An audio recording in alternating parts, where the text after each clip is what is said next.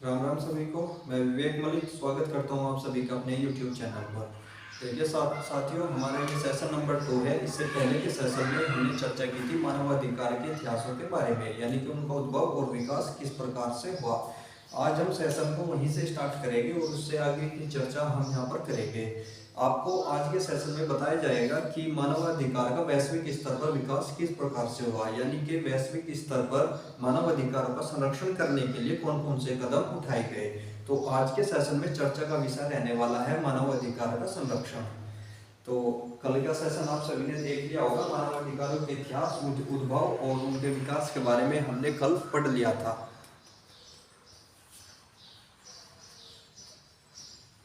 चलिए फिर आज का सेशन शुरू करते हैं और हेडिंग बनाइए मानवाधिकारों का संरक्षण।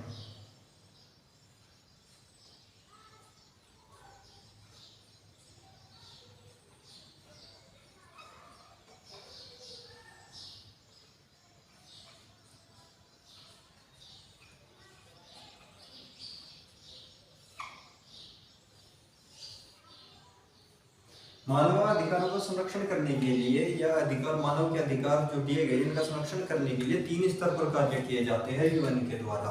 पहले स्तर पर क्या किया गया? पहले स्तर पर अंतर्राष्ट्रीय संधियां की गई।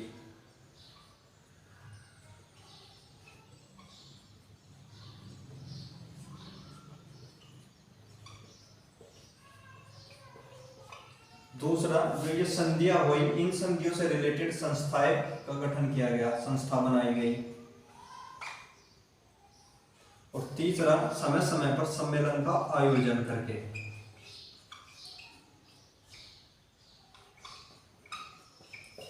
तो आपको समझना होगा, कोई भी जो यूएन होता है, किसी भी देश को अपने पास बुलाकर उसने मानव अधिकारों के हितों के बारे में बात की, उनको इसके फायदे समझाया और उनके साथ कुछ संधियां की। जब भी आपको पता होगा, जब भी दो देशों के मध्य संधियां होती है, संधि की जाती है किसी भी विषय पर, तो उससे गठित एक समिति का गठन भी किया जाता है उस संधि से रिलेटेड, जिसका कार्य होता है यह देखना कि दो देशों के मध्य जो संधि हुई है उसका पालन सही से हो रहा है या नहीं हो रहा है। तो इस प्रकार अगर हम बात करें, वर्तमान में 9 अंतर्राष्ट्रीय मानव अधिकारों से संधियां है। तो जब 9 संधियां है तो मानव अधिकारों से संबंधित समितियों की संख्या भी 9 आपकी होगी। तो मानव अधिकार की संधियों की संख्या वर्तमान में 9 है। दूसरा, कुछ संस्थाएं बनाई जाती है। अब जो ये संधि हुई है, इन संधियों पर नजर रखने के लिए कौन सा देश पालन कर रहा है, क्या इसके फायदे नुकसान कौन कर रहा है, तो इस प्रकार उनसे संबंधित कुछ संस्थाओं का यहाँ पर गठन किया गया। और तो संस्थाएं और सम्मेलन वाले टॉपिक में हम क्या पढ़ेंगे? सम्मेलन में यानी कि वे अधिकार जो समय समय पर परिवर्तनीय होते रहते हैं। जैसे कि आने वाले समय में डिजिटल युग में हम प्रवेश कर रहे हैं और डिजिटल जो मानव अधिकार है वो जिस तरीके से परिवर्तन हो रहे हैं, तो इस पर सम्मेलन होगा, पृथ्वी सम्मेलन, रियो सम्मेलन, कुछ सम्मेलन होते हैं जो मानव अधिकारों में संबंधित होते हैं। तो समय समय पर सम्मेलन का आयोजन किया जाता है। जब भी सम्मेलन होता है तो सम्मेलन के नाम से कुछ घोषणाएं जारी की जाती है, जो आपका आता है मानव अधिकारों की उद्घोषणाओं से संबंधित। ये सभी सम्मेलन हम पढ़ेंगे अपने तीसरे नंबर के टॉपिक में। तो आज का जो टॉपिक हम स्टार्ट करेंगे वो करेंगे संधियां। कौन कौन सी वे 9 संधियां है जो मानव अधिकारों से संबंधित की गई है। चलिए तो फिर आज शुरू करते हैं आज का टॉपिक। हेडिंग बना लीजिए, मानवाधिकार से संबंधित अंतर्राष्ट्रीय संधियां।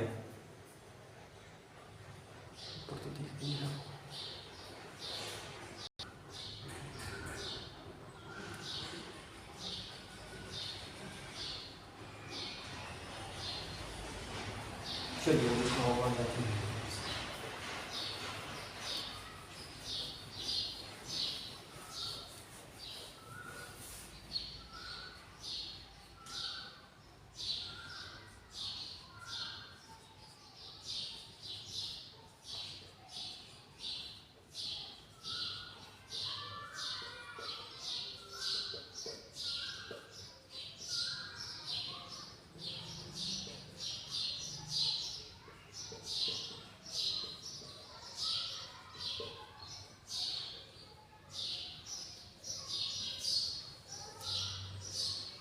पहली जो संधि हमें इसमें पढ़नी है, पहली हो जाएगी नागरिक। तो पहली संधि हो जाएगी नागरिक एवं राजनीतिक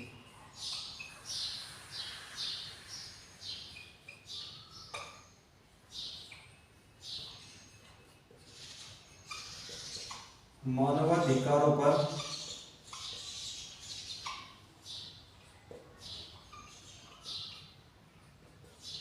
अंतर्राष्ट्रीय संधि। जैसे कि आप सभी को पिछली क्लास में मैं बता चुका हूँ कि जो आपके नागरिक एवं राजनीतिक अधिकार है वे जो आपका सार्वभौमिक घोषणा पत्र था जो 10 दिसंबर 1948 को लागू किया गया, उसके आर्टिकल 3 से लेकर 21 तक जितने भी आपके प्रावधान किए गए वे आपके नागरिक एवं राजनीतिक प्रकृति के थे, जो सरकार पर अंकुश लगाते थे, यानी कि जिसमें आपका शामिल होता था मत देने का अधिकार, जीवन का अधिकार आपका, तो इस प्रकार के अधिकार आपके शामिल होते थे इसमें। तो अगर हम बात करें ये संधि कब की गई, तो ये संधि आपकी हस्ताक्षर यानी कि सिग्नेचर कब की गई, तो ये की गई आपकी 16 दिसंबर 1966।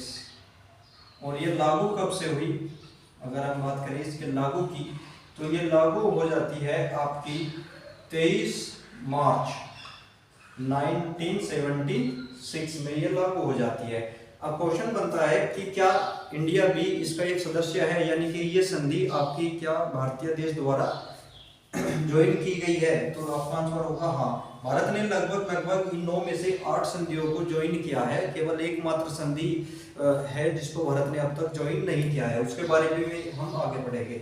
चलिए अगर हम बात करें इंडिया के बारे में,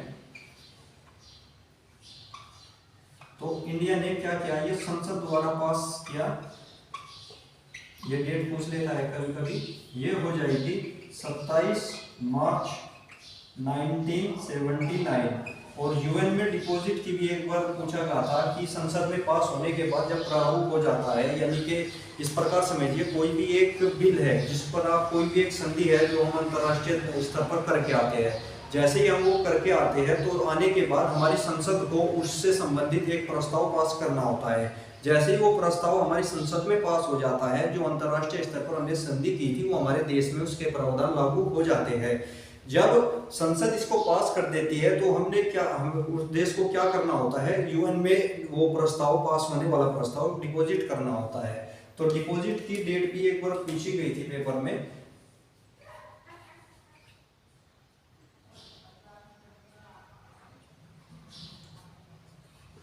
तो ये डिपॉजिट की गई थी आपकी 10 अप्रैल 1979।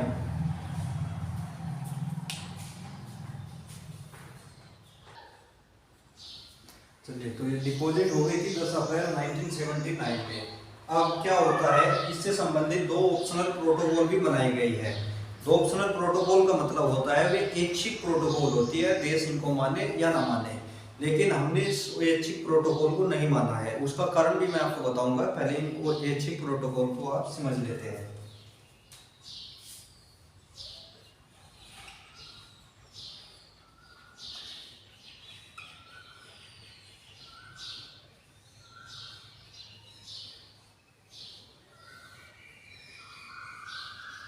पहली इसमें दी गई है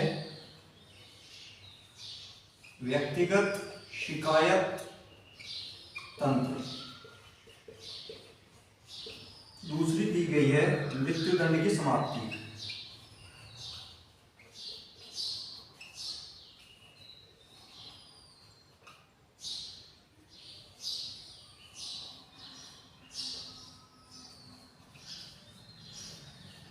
अगर बात करें व्यक्तिगत शिकायत तंत्र, ये कब से लाई गई थी, तो ये लाई गई थी आपकी सिग्नेचर उदेश पर 1966। और ये लागू कब से है, ये लागू है आपकी 1976।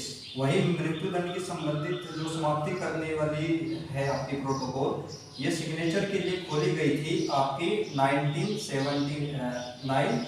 और ये लागू कब से है, ये लागू हो जाएगी 1991। और ये 1989। चलिए अब इनको समझ लेते हैं क्यों हमने इसको ज्वाइन नहीं किया है। अगर हम बात करें आपकी व्याख्या शिकायत तंत्र सिग्नेचर इसके साथ ही हो गए थे इस पर, लेकिन भारत ने इसको ज्वाइन नहीं किया है। क्यों नहीं ज्वाइन किया है? क्योंकि भारत एक लोकतांत्रिक देश है, यानी कि जैसे हमारा संविधान है हमें क्या बनाता है, संप्रभुता बनाता है, यानी कि हम अपने निर्णय खुद लेते हैं। और शिकायत तंत्र अगर भारत देश इस संधि पर साइन कर लेता, इस प्रोटोकॉल पर साइन कर लेता, तो भारत में रहने वाले उसके नागरिकों को अधिकार मिलता कि वह यूएन में जाकर अपनी बात रखे।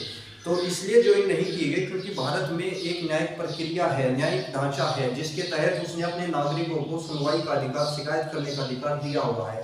इसलिए हमने इसको ज्वाइन नहीं किया है। और मृत्यु दंड की समाप्ति वाला भी हमने ज्वाइन नहीं किया है। याद रखना, इससे क्वेश्चन बन जाता है। ये सिग्नेचर के लिए सेम डेट पर खोली गई थी, लेकिन मृत्यु दंड वाली बाद में आई, जो 1989 में सिग्नेचर कराए गए, वो लागू 1991 से है, जिसे अंतर्राष्ट्रीय स्तर पर चाहता है यूएन की मृत्यु दंड वाला जो आपका सजा का प्रावधान है वो बैन किया जाए, लेकिन अभी तक काफी देशों ने इस पर साइन नहीं किए हैं। चलिए, तो अगर ये भी याद रखना, भारत ने इसको ज्वाइन नहीं किया है।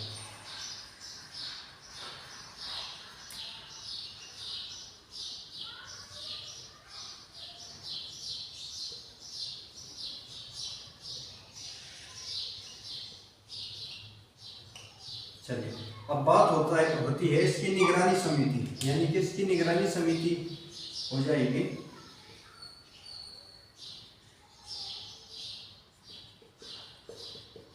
निगरानी समिति इसी नाम से बनाई जाती है, याद रखना। मैं इसका नाम यहाँ पर नहीं लिखूंगा बार बार। निगरानी समिति का नाम याद रखना, नागरिक एवं राजनीतिक मानवाधिकारों की समिति। तो इसका क्या हो जाएगा निगरानी समिति में? अगर हम बात करें इनके सदस्य कितने हैं, सदस्यों की संख्या 18 और इनका कार्यकाल होता है 4 वर्ष। चलिए, अगली जो हमारी संधि है, आर्थिक सामाजिक एवं राजनीतिक मानवाधिकारों वाली संधि।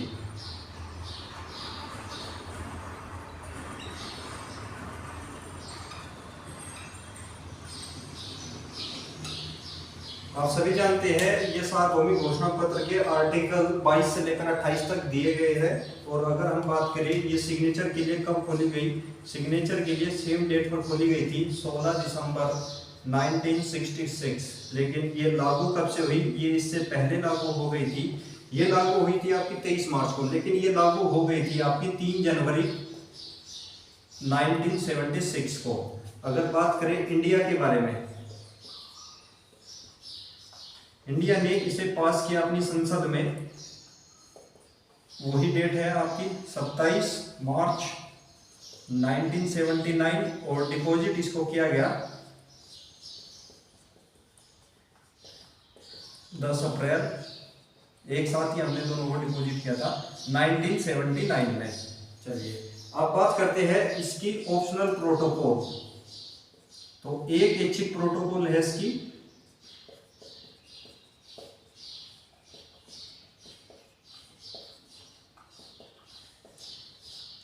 और ये ऐच्छिक प्रोटोकॉल आपकी हो जाएगी,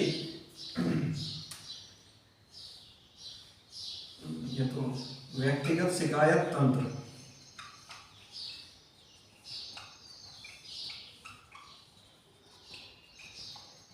अगर बात करें ये व्यक्तिगत शिकायत तंत्र जो ऐच्छिक प्रोटोकॉल है, जब ये सिग्नेचर कराए गए उस समय ये नहीं थी, इसे बहुत बाद में जोड़ा गया। यानी कि इसे सिग्नेचर के लिए जो लाया गया अभी वर्तमान में, यानी कि ये सिग्नेचर के लिए खोली गई थी आपकी 2008 में, और लागू तो ये रिसेंटली हुई है, लागू हो जाएगी 2013।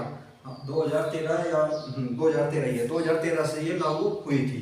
तो व्यक्तिगत शिकायत तंत्र जो इसका है वो ऐच्छिक प्रोटोकॉल है, लेकिन ये प्रोटोकॉल बहुत बाद में सिग्नेचर कराई गई, 2008 में सिग्नेचर, और लागू हो जाएगी 2013 में। और याद रखना, भारत ने इसको भी ज्वाइन नहीं किया है।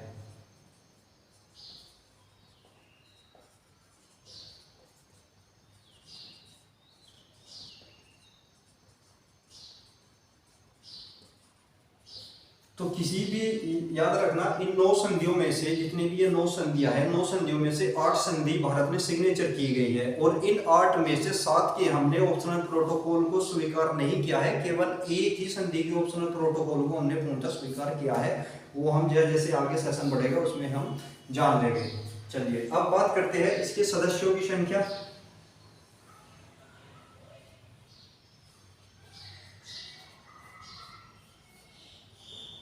समिति लिखना, इसकी जो समिति है, अगर हम बात करें इसके सदस्यों की संख्या 18 सदस्य है, और अगर इनका कार्यकाल पूछेगा तो कार्यकाल हो जाएगा इनका 4 वर्ष।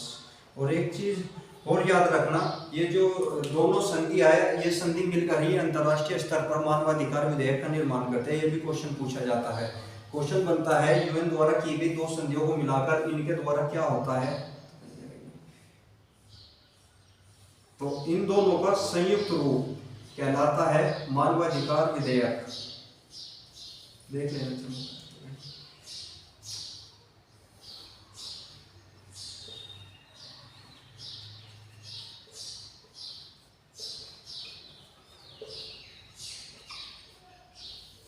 मानवाधिकार विधेयक क्या होता है, नागरिक एवं राजनीतिक मानवाधिकारों की संधि और आर्थिक, सामाजिक एवं राजनीतिक मानवाधिकारों की संधि एवं सार्वभौमिक घोषणा पत्र, इन तीनों को मिलाकर निर्माण होता है अंतरराष्ट्रीय मानवाधिकार विधेयक का।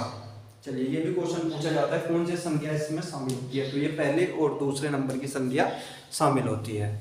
चलिए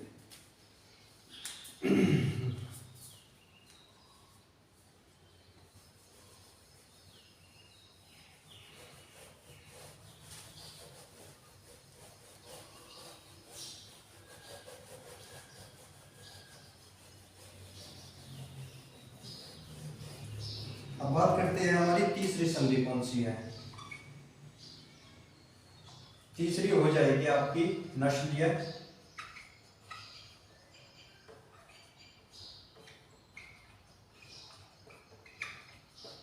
भेदभाव के सभी रूपों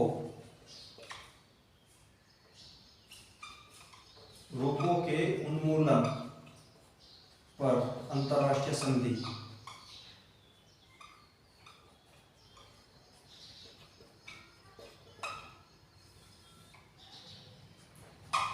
तो अगर इसकी बात की जाए तो ये आपकी सिग्नेचर कब कराई गई, तो ये सिग्नेचर की जो खोली गई थी आपकी 1965 में, और ये लागू कब से है, लागू हो जाएगी 1967 की। अब बात कर लेते हैं अपने देश के बारे में, तो इंडिया ने इसको साइन किया या सिग्नेचर किया 1967 में, इसका सिग्नेचर किया, और ये लागू कब से है भारत में, लागू है 1968 से।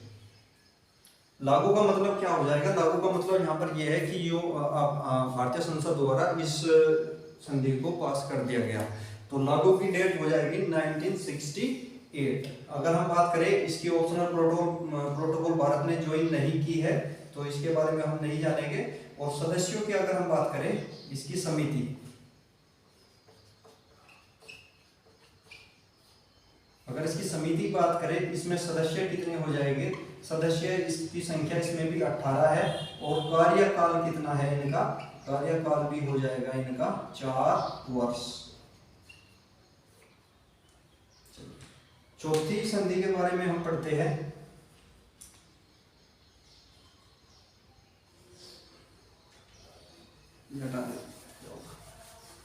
चौथी संधि आ जाती है आपकी महिलाओं से संबंधित, यानी कि महिलाओं के विरुद्ध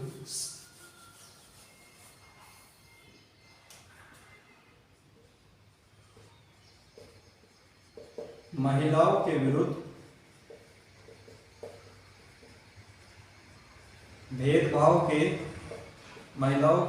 भेदभाव के सभी रूपों का उन्मूलन।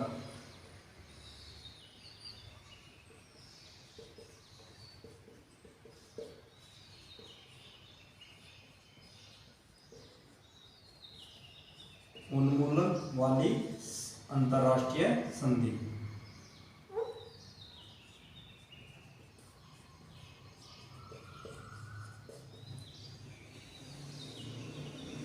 सबसे पहली बात तो वही कि इस पे सिग्नेचर कब कराए गए। ये सिग्नेचर के लिए खोली गई थी, ये खोली गई आपकी 1979 में, इस पे सिग्नेचर कराए गए। अगर हम बात करें ये परिवर्तनीय यानी कि लागू कब से है अंतर्राष्ट्रीय स्तर पर, ये लागू है आपकी 1981 में। अगर हम बात करें इंडिया के बारे में, तो इंडिया ने इसे सिग्नेचर कब किया था, इसे सिग्नेचर किया गया था 30 जुलाई 1980 में। और अगर हम बात करें ये लागू कब से है या संसद द्वारा से पास किया गया या लागू लिख लीजिए, ये हो जाएगा 9 जुलाई 1993। अगर हम बात करें इसकी समिति के बारे में, इसकी समिति में सदस्य कितने हैं, तो सदस्यों की संख्या यहाँ पर हो जाएगी 23। और अगर हम बात करें इनका कार्यकाल हो जाएगा 4 वर्ष, इनका कार्यकाल होता है। चलिए, ये तो महिलाओं के विरुद्ध थी, जितने भी प्रकार के महिलाओं का उत्पीड़न या शोषण या उनके अधिकारों का हनन करने वाले सभी रूपों का अंत करने वाली जो संधि होती है, उसमें सदस्यों की संख्या 23 है, इनका कार्यकाल 4 वर्ष।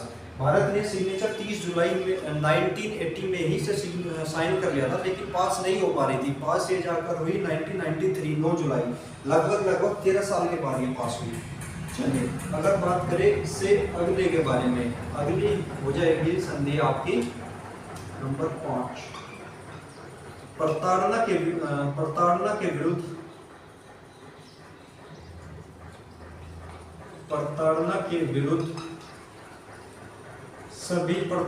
विरुद्ध सभी रूपों का, या इस प्रकार देखिए, प्रताड़ना के सभी रूपों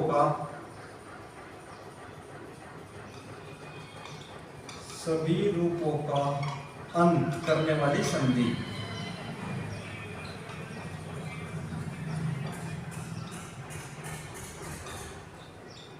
प्रताड़ना के विरुद्ध सभी रूपों का अंत करने वाली संधि।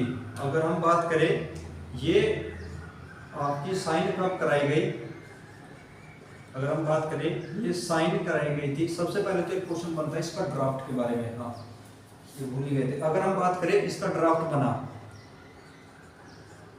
तो ये ड्राफ्ट बनाया गया था 1984। और बात करें इस पर सिग्नेचर कब कराए गए, सिग्नेचर इस पर कराए गए 1985। और ये अंतर्राष्ट्रीय स्तर पर लागू कब से है, ये लागू हो जाएगी 1987। वहीं अगर बात करें इंडिया के बारे में, तो इंडिया द्वारा लागू किया गया इसे 1997 में। वहीं अगर बात कर लेते हैं हम इसकी समिति के बारे में, तो इसकी समिति की अगर बात करें, इसकी समिति में 10 सदस्य हैं और इनका कार्यकाल 4 वर्ष। हाँ,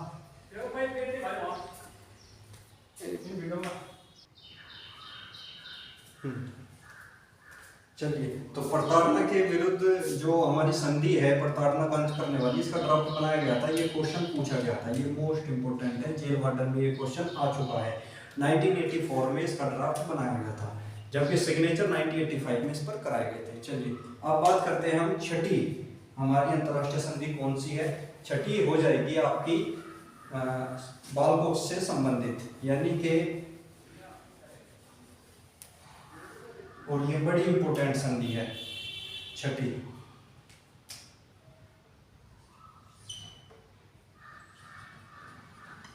बालाधिकारों से संबंधित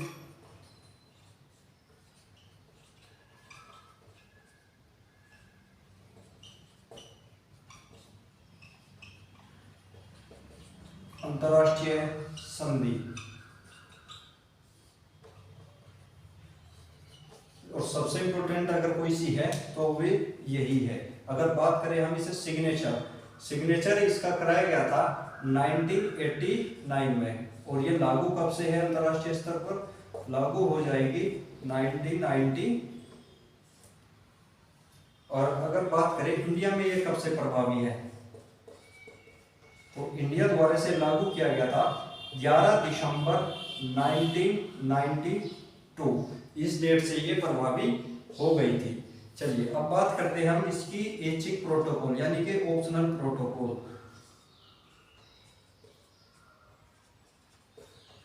इसकी दो ऐच्छिक प्रोटोकॉल है, कौन कौन सी?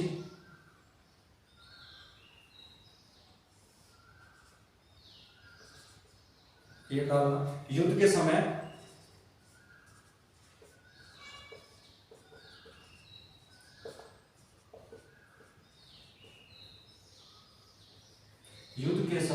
बाल अधिकारों का संरक्षण,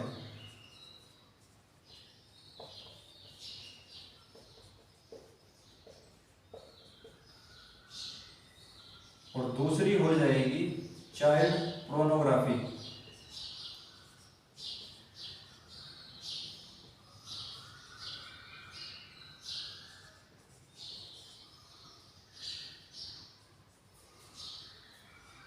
और ये दोनों कब सिग्नेचर कराए गए इनके लिए? ये हो जाएगी, इन पर सिग्नेचर कराए गए थे आपके 2004 में, और ये अंतरराष्ट्रीय स्तर पर लागू है 2005 में। अगला क्वेश्चन, क्या भारत ने इसको ज्वाइन किया है? तो रखना, भारत ने इन दोनों ऑप्शनल प्रोटोकॉल को ज्वाइन किया है, यानी कि एकमात्र संधि जिसकी दोनों प्रोटोकॉलों को इंडिया के द्वारा ज्वाइन किया गया वो है आपकी बाल अधिकारों से संबंधित।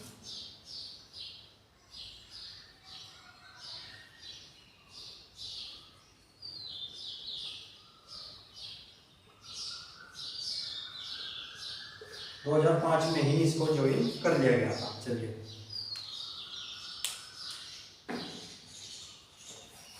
अगली पढ़ते हैं हम, प्रवासी मजदूरों से संबंधित मानव अधिकारों वाली अंतर्राष्ट्रीय संधि। सातवीं संधि कौन सी? सातवीं हो जाएगी आपकी प्रवासी मजदूरों से संबंधित।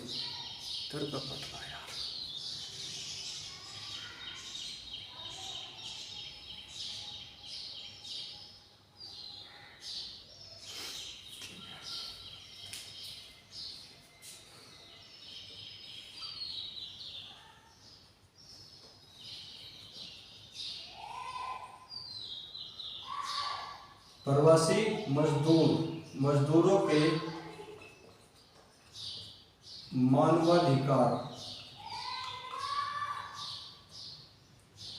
मानवाधिकार वाली संधि। तो ये क्या होगी आपकी? अगर हम इसकी बात करें, प्रवासी मजदूर, जो आपके प्रवासी मजदूर होते हैं यानी कि एक देश से दूसरे देश में प्रवास करते हैं और मजदूरी लेबर जो करते हैं वहां पर, उनसे संबंधित या उनके मानवाधिकारों वाली संधि है नंबर 7 पर। अगर हम बात करें, ये आपकी सिग्नेचर कब कराई गई थी? सिग्नेचर के लिए खोली गई थी 1990 में, और वहीं अगर बात करें अंतर्राष्ट्रीय स्तर पर लागू 13 साल बाद ये लागू हुई 2003 से। और अगर बात करें इंडिया के बारे में, इंडिया ने इसको ज्वाइन नहीं किया है।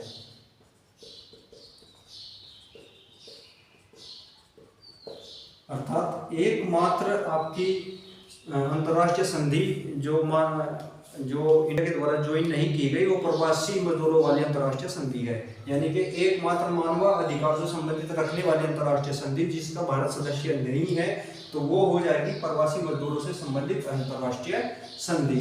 वही अगर बात करें इसके सदस्यों की संख्या, इसकी समिति, और समिति में क्या होगा, इसके सदस्य कितने हैं? अगर हम बात करें इसके सदस्यों की संख्या, ये है 14। वहीं अगर बात करें कार्यकाल, तो कार्यकाल इनका हो जाएगा 4 वर्ष। अब आ जाते हैं 8वीं संधि के बारे में, और ये है आपकी दिव्यांग जन के मानवाधिकार वाली संधि।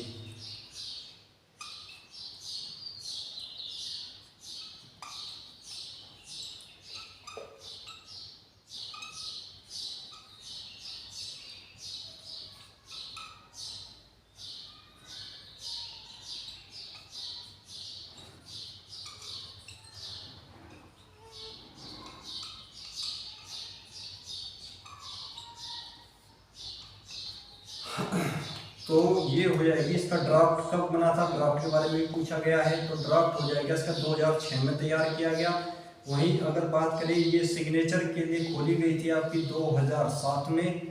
और अगर बात करें ये लागू कब से है, लागू हो जाएगी 2010 से। अगले इसकी बात करें, इंडिया ने इसको ज्वाइन किया है, तो इंडिया द्वारा लागू इसको कर दिया गया था। मतलब इंडिया द्वारा इस प्रकार लिखिए, इंडिया द्वारा ज्वाइन हुआ था 2007 में। चलिए, और अगर बात करें इसके समिति, तो इसके समिति में जो सदस्य है, तो ये सदस्य हो जाएंगे इसके आपके 10। वहीं अगर बात करें इनका कार्यकाल हो जाएगा इनका भी 4 वर्ष। चलिए, अब जो है अंतिम संधि पढ़नी है हमें। अंतिम हो जाएगी आपका बलपूर्वक लापता व्यक्तियों के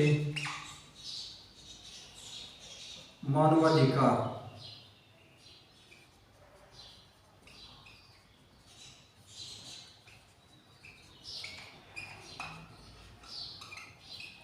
अंतरराष्ट्रीय संधि। तो ये भी अगर बात करें, ये आपका ड्राफ्ट कब बना था, तो ड्राफ्ट इसका बना था 2006 में।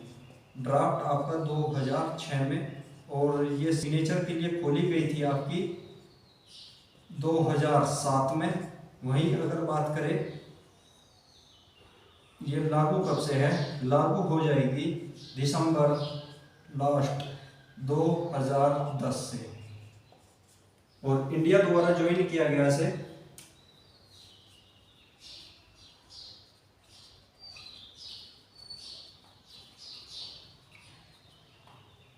2007 में ही इसको ज्वाइन कर लिया था। वहीं अगर बात करें इससे संबंधित समिति, तो इसकी समिति में अगर हम बात करें सदस्यों की संख्या है इसमें 18, और इनका कार्यकाल हो जाएगा 4 वर्ष। चलिए, जो बलपूर्वक लापता व्यक्ति से संबंधित क्या है, बलपूर्वक लापता व्यक्तियों से संबंधित बात करता है वो। यहाँ पर जिन व्यक्तियों का अपहरण हो जाता है, बंधुआ मजदूर बना लिया जाता है, या उन्हें प्रताड़ित मतलब बंदी बनाकर प्रताड़ित करना तो अलग ही हो जाएगा, लेकिन अब बंधुआ मजदूरी कराई जाती है और बिना वेतन की मजदूरी कराई जाती है, बलपूर्वक किडनैप कर लिया, अपहरण कर लिया, फिरौती मांगते हैं, तो फिर इस प्रकार के जितने व्यक्ति उनके मानवाधिकार आपके 9 में दिए गए, 9 वाली संधि प्रदान करती है। और ड्राफ्ट इसका 2006 में लागू सेम है। लेकिन एक चीज और याद रखना, ये सबसे नई, यह है सबसे नई अंतरराष्ट्रीय मानवाधिकार संधि है। अगर पूछेगा सबसे नई हो जाएगी बलपूर्वक लापता, जो दिसंबर 2010 से लागू है, दिसंबर 2010 से लागू है। लेकिन अब ऑप्शन प्रोटोकॉल में पूछेगा तो आपको याद रखना, ऑप्शनल प्रोटोकॉल में सबसे नई कौन सी हो जाएगी, ना इसमें 2004 और 5 वाली नहीं, इससे भी पहले जो आपने पढ़ा था लगभग 2013 से लागू है आपकी जो आर्थिक व सामाजिक जो संधि थी, आर्थिक व सामाजिक और सांस्कृतिक स्तर वाली जो संधि थी, उसकी जो ऑप्शनल प्रोटोकॉल है वो 2013 से लागू है। तो सबसे नई प्रोटोकॉल जो लागू की गई है वो आपकी आर्थिक सामाजिक और सांस्कृतिक वाली समिति की हो जाएगी, और उसका भी नाम है व्यक्तिगत शिकायत तंत्र वाली वो प्रोटोकॉल है। चलिए, तो ये हो जाएगी आपका समिति, हाँ इसकी समिति रहेगी। अगर बात करें इसकी भी लिख लेना, नहीं लिख लेते। अगर हम बात करते हैं इसकी समिति की, तो इसकी समिति में 18 सदस्य और इनका 4 वर्ष का कार्यकाल। चलिए, तो ये 9 मानवाधिकार संधि है जिसको हमें पढ़ना है, और इनसे क्वेश्चन बन जाता है। अगर वो डीपली जाएगा तो इनके क्वेश्चन बनेगा, और मोस्टली अगर यहाँ से क्वेश्चन बनना है तो वो 6 नंबर की संधि से बन जाएगा। चलिए, 6 नंबर की संधि बाल अधिकारों से संबंधित, यानी कि जितने भी बालकों के अधिकार है, इसकी याद रखना एकमात्र संधि जिसकी प्रोटोकॉल भी इंडिया ने ज्वाइन की है वो यही है। और इसकी प्रोटोकॉल क्या कहती है, युद्ध के समय पर बाल अधिकारों का संरक्षण, यानी कि ऐसा नहीं है युद्ध हो गया कि कोई भी देश अपने अपने बालकों को ले जाएगा युद्ध स्तर पर, या वहाँ के नागरिक क्या करते हैं मतलब जैसे ही युद्ध छिड़ता है तो वहाँ पर पैसे की समस्या हो जाती है तो कम कम बच्चों को मजदूरी के लिए भेज देता है। तो युद्ध के समय में भी बालकों के जो अधिकारों का संरक्षण करने का कर्तव्य बनाया गया है सरकारों का। दूसरा जो वो बात करता है चाइल्ड पोर्नोग्राफी, यानी कि जो बच्चों का शैक्षिक स्तर पर आपका इस्तेमाल होता है वो नहीं करेगा, यानी कि चाइल्ड पोर्नोग्राफी वैश्विक स्तर पर भी बैन है। चलिए, तो ये थी आपकी 6 नंबर वाली संधि। साथ ही प्रवासी से संबंधित है एकमात्र संधि जिसका भारत सदस्य नहीं है, वो हो जाएगी प्रवासी मजदूर वाली अंतर्राष्ट्रीय मानवाधिकार से संबंधित संधि। चलिए, ये भारत ने अभी तक ज्वाइन नहीं की है, वैसे ये लागू 2003 से है। अगर बात करें सबसे नई अंतर्राष्ट्रीय मानवाधिकार संधि कौन सी है, बलपूर्वक लापता व्यक्तियों से संबंधित मानवाधिकार वाली संधि। चलिए, तो ये आपकी थी जो अंतर्राष्ट्रीय स्तर पर सबसे नई लागू है। चलिए आइए, अब आपका संधि वाला एक सेशन हमने पूरा कर लिया। कल के सेशन में हम बात करेंगे अंतर्राष्ट्रीय संगठन के बारे में। जैसे ये जितनी भी समिति बनाई गई है, इन समिति के ऊपर एक समिति मतलब एक संस्था का निर्माण किया जाता है जो इन पर नजर रखती है। फिर इसका कुछ अन्य संस्थाएं भी है, अन्य देशों ने जिनका गठन किया है मानवाधिकारों के संरक्षण के लिए। तो कल की क्लास में वे सारी हम संधि पढ़ेंगे। जैसे राष्ट्रीय स्तर पर आप सभी जानते हैं NHRI हो जाएगा हमारा, और ये अनेक देशों में NHRI राष्ट्रीय स्तर पर मानवाधिकार आयोग का गठन किया है, और वे सभी मानवाधिकार सभी देशों के राष्ट्रीय मानवाधिकार मिलकर वैश्विक स्तर पर गणरी कहलाते हैं। तो ये सभी जानकारी हम कल की क्लास में लेंगे।